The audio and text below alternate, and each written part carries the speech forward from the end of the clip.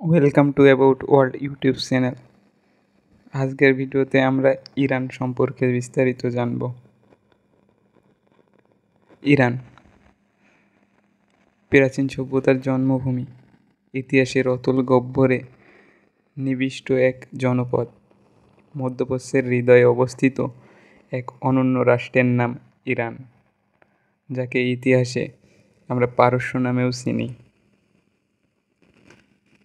হাজার হাজার বছরের প্রাচীন ইতিহাস, চিত্রবৈচিত্র্য, সংস্কৃতি, বিপ্লব, যুদ্ধের দীর্ঘ সংগ্রাম, আধুনিকতার মুখোমুখি হওয়া, ধর্মীয় ভাবধারার দাপট এবং পশ্চিমা বিশ্বের সঙ্গে সম্পর্কের টানাপোড়েন, সব মিলিয়ে ইরান এক রহস্যময় ও জটিল রাষ্ট্র, যার প্রতিটি পরতে পরতে মিশে আছে ইতিহাস ও রাজনীতির বর্ণিল অধ্যায়। ইরানের অবস্থান দক্ষিণ এশিয়ার পশ্চিম অংশে, মধ্যপ্রাচ্যের কেন্দ্রস্থলে, উত্তরে কাস্পিয়ান সাগর, পূর্বে আফগানিস্তান ও পাকিস্তান, দক্ষিণে পারস্য উপসাগর ও ওমান উপসাগর, পশ্চিমে ইরাক এবং উত্তর পশ্চিমে তুরস্ক, আর্মেনিয়া ও আজারবাইজান।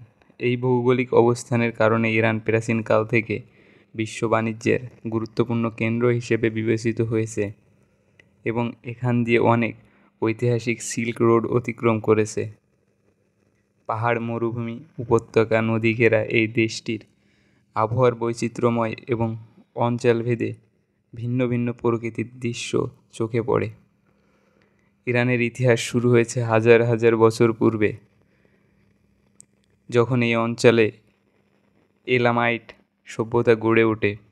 পরে পারস্যরা এই অঞ্চল দখল করে এবং পারস্য সাম্রাজ্য প্রতিষ্ঠা করে, যা ছিল প্রাচীন বিশ্বের অন্যতম বৃহৎ ও শক্তিশালী সাম্রাজ্য।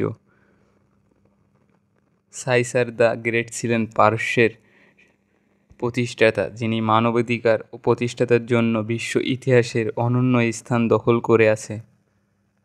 তার জারি করা বিখ্যাত সাইরাস সিলিন্ডারকে ঐতিহাসিক প্রথম মানবাধিকার ঘোষণা হিসেবে দেখেন।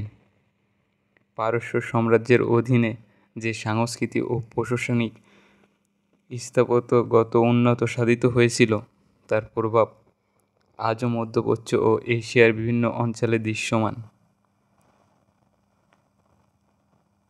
আখামানিসিনি ও সাদাসিনি পার্থিয়ান এবং রাজবংশ ইরানের ওই ইতিহাসকে সমৃদ্ধ করেছে। তবে সপ্তম শতকে ইসলামের আগমনের পর ইরানের সামাজিক ও সাংস্কৃতিক জীবনে ব্যাপক পরিবর্তন আসে। আরবরা যখন ইরান দখল করে, তখন ইসলাম ধীরে ধীরে প্রভাব বিস্তার করতে শুরু করে।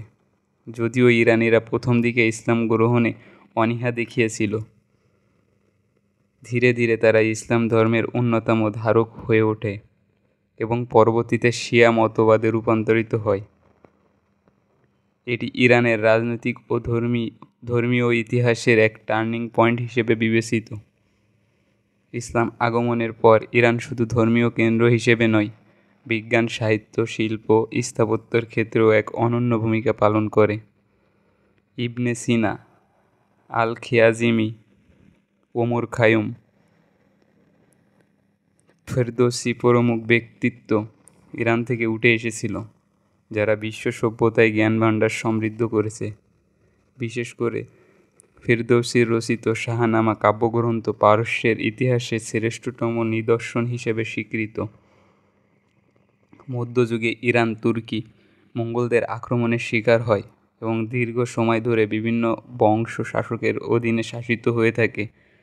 ষোড়শ শতকের সাফাভি সাম্রাজ্যের উত্থানের মাধ্যমে ইরান আবার একত্রিত হয় এবং শিয়া ইসলামকে রাষ্ট্রধর্ম হিসেবে ঘোষণা করা হয়, যা আজও ইরানের সবচেয়ে গুরুত্বপূর্ণ ধর্মীয় পরিচয় হিসেবে বয়ে চলেছে।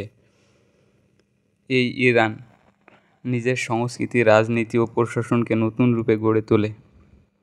ঊনবিংশ শতকের প্রথম ভাগ ছিল ইরানের জন্য রাজনৈতিক টালমাটাল সময়। রাশিয়া ও ব্রিটেন ইরানকে ভূখণ্ডে অধিকৃত বিস্তারের চেষ্টা চালায় এবং তারা ইরানকে নিজেদের প্রভাবলয়ে নিয়ে আসতে চায়। এই সময় ইরানে গণ আন্দোলনের সূচনা ঘটে, যার ফলে সংবিধান রচনার দাবি ওঠে। এক পর্যায়ে 1906 সালে ইরান প্রথম সংবিধান প্রণয়ন করে, যা সাংবিধানিক রাজতন্ত্র চালু হয়। তবে বিংশ শতকের দ্বিতীয়ার্ধে ইরানের ইতিহাসে আসে সবচেয়ে বড় পরিবর্তন। 1979 সালে ইমাম আয়াতুল্লাহ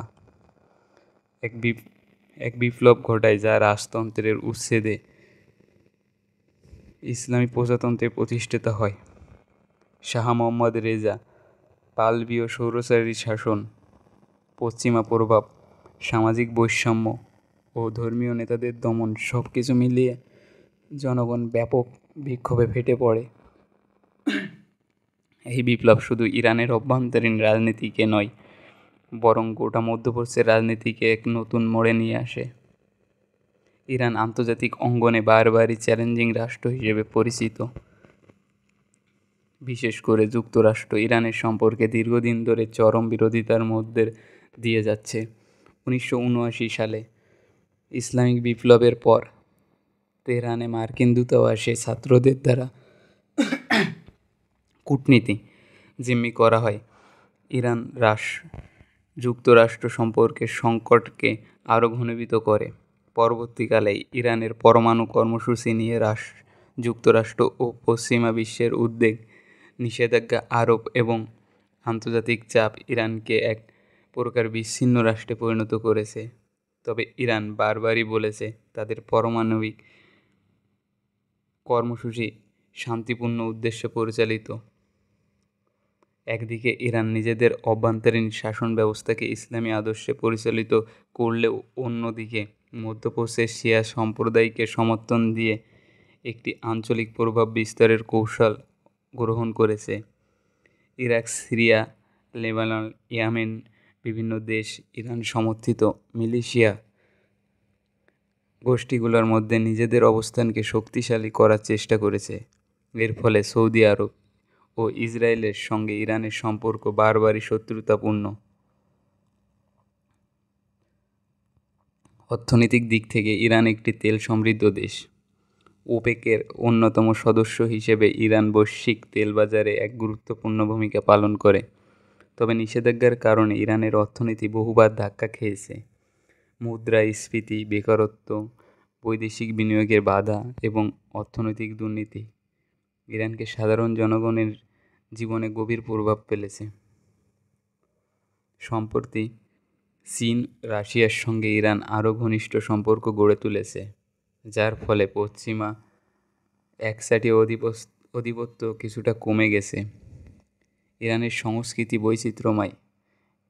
এখানকার স্থাপত্য, কবিতা, সঙ্গীত, হস্তশিল্প, উৎসব বিশ্বের অনন্য ঐতিহ্য।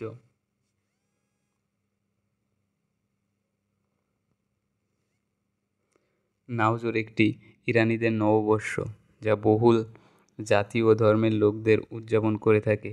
ইরানি চলচ্চিত্র, বিশেষ করে আন্তর্জাতিক অঙ্গনে বিভিন্ন পুরস্কার বিজয়ী চলচ্চিত্র নির্মাতা আসগার ফরহাদি ও আব্বাস কিয়ারোস্তি ইরানের সমাজে ধর্মীয় অনুশাসন অত্যন্ত কঠোর।